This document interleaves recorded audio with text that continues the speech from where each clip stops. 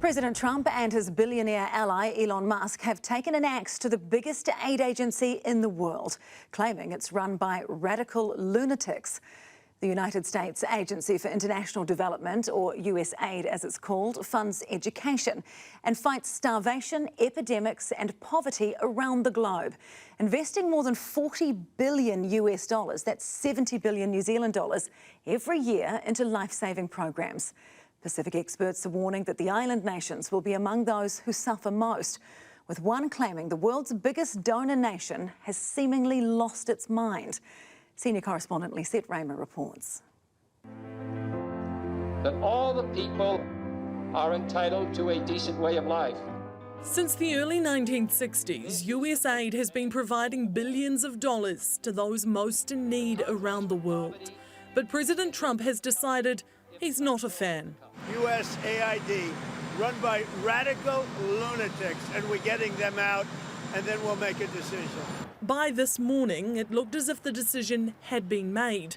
The headquarters shut up, the website shut down, employees locked out of their computers and told to stay home. Although some showed up This is out of control. in protest instead. I don't think that Trump has control over the White House anymore. It's now Elon Musk, and we've seen that in the way that he's just blatantly taken over. Elon Musk, Trump's self-appointed efficiency czar, declared USAID a criminal organisation, writing in a post on X, "Time for it to die." What we have here is not an apple with a worm in it, but we have actually just a bowl of worms. And USAID is a bowl of worms. There is no apple. And when there is no apple, you've just got to basically get rid of the whole thing. The agency provided 42% of all humanitarian aid tracked by the United Nations last year, and it has a wide reach, operating a famine detection system, offering polio vaccinations, access to clean water in conflict zones, HIV and AIDS treatments, anti-corruption work, prosthetic limbs to injured soldiers, landmine clearance, and helping to contain the spread of Ebola in Africa, to name just a handful of causes. Trump says the taxpayer money is not being well spent. Think of it, $100 million on condoms to Hamas. Condoms to Hamas. Abolishing the agency would have an especially profound impact in the Pacific, the most aid-dependent region in the world. When you're talking about an aid donor that appears to have lost its mind right now, that's going to have serious ramifications, particularly when we're talking about small and comparatively poor countries like those that can be found in the Pacific.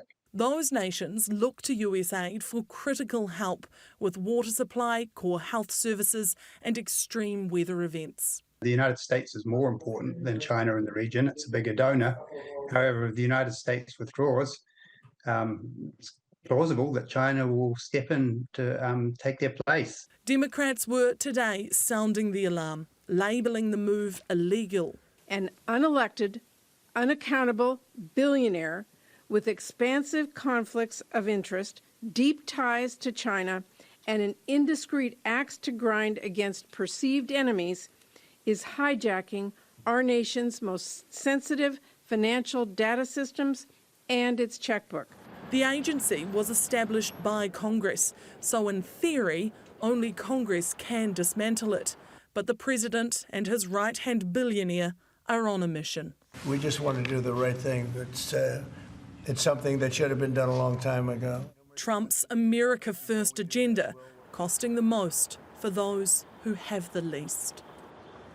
OK, Lisette, so that we know USAID does significant work in the Pacific. Do you think Trump is going to be expecting New Zealand and potentially Australia to step up now? Yes, Sam, it seems safe to assume that Donald Trump is expecting New Zealand and Australia to do more in the region, to do more for our neighbours. That's something we've heard time and time again from Trump, that he wants the United States, allies and partners to step up and pull their weight. Now, any of the experts that I've spoken today would tell you that, of course, they welcome more support from New Zealand for the Pacific, but no one has gone as far as to suggest that New Zealand could ever be a substitute for what the US offers those nations. The other thing that's important to note here And it was mentioned in that story around China. The previous administration, President Biden, worked very hard to strengthen those relationships with the Indo-Pacific region, and this really undermines that.